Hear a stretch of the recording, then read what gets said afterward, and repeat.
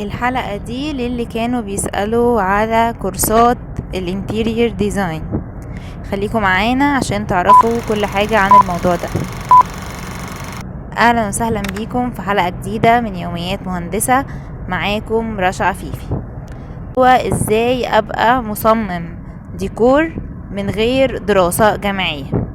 طيب انا كنت عاملة حلقة عن الموضوع ده، وكانت اغلب الاسئلة بتاعتكم انه طيب احنا عايزين ناخد كورس، فين الاماكن اللي ممكن ناخد فيها كورسات، ازاي، هل هينفع بعد ما اخد كورس ان انا اشتغل ولا لأ؟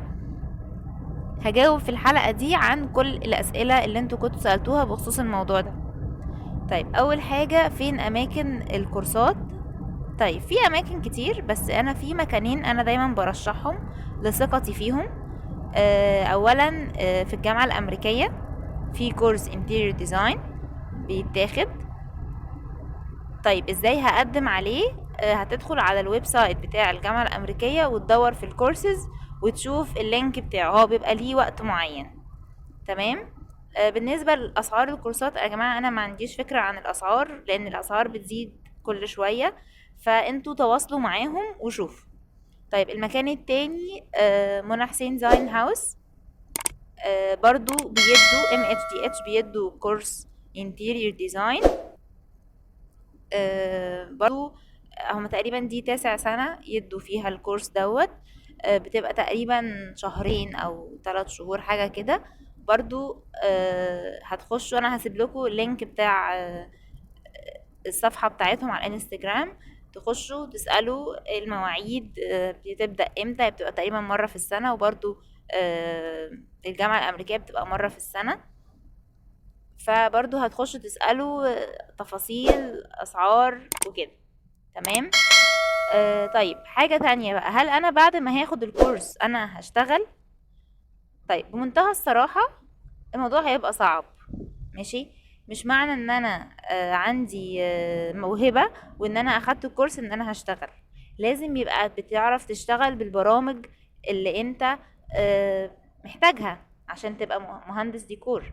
طيب ايه البرامج اللي انا محتاجها؟ انت محتاج اقل حاجة 3 برامج: اوتوكاد، فوتوشوب، و 3 دي ماكس، او سكتش اب.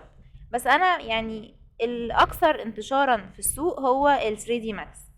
في ناس كتيرة جدا بتطلب حد يبقى بس هيشتغل 3 دي ماكس. طيب تخيل كده، انت اخدت كورس انتيرير وانت اصلا موهوب وعندك الموهبة والتخيل وي وي وي، وكمان عندك الادوات اللي تعمل بيها ده. انت عندك البرامج اللي انت هتشتغل بيها اللي هو الاوتوكاد والفوتوشوب وال 3 دي ماكس. طيب تفتكر انت لما تروح لحد عنده مكتب او شركة او وتقوله ان انت في CV بتاعك انت عامل كل الحاجات دي، طيب كفاية؟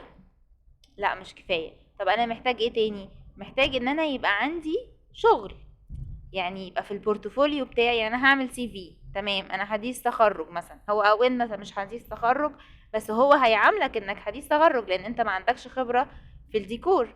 تمام. طيب ايه التاني انا محتاجه غير CV؟ محتاج البورتفوليو. البورتفوليو دوت هيبقى فيه سابقة الاعمال بتاعتك. اوكي. هتدور على النت، تعمل سيرش تشوف ازاي بتعمل بورتفوليو. انت بس بتعرف تشتغل فوتوشوب، فانت هيبقى سهل بالنسبة لك انك تعمل بورتفوليو. تمام. هتحط صور المشاريع، حاجات اللي انت عملتها 3D، سواء interior سواء exterior whatever. بس حاول لما تعمل دوت تكون انت حاجات انت اشتغلتها.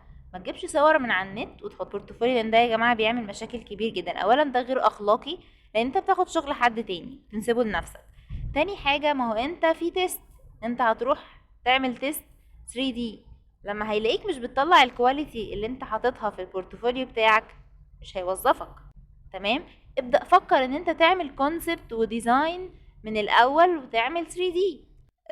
بكده تكون خلصت حلقة النهاردة. اتمنى اكون قدرت افيدكم، ولو عندكم اي استفسارات اكتبولي في التعليقات، ولو لقيت الموضوع محتاج حلقة كمان انا هعمل حلقة. متنسوش تعملوا لايك واشتراك وتفعلوا زر الجرس عشان يوصلكم كل جديد معانا، واشوفكم الحلقة الجاية والى اللقاء.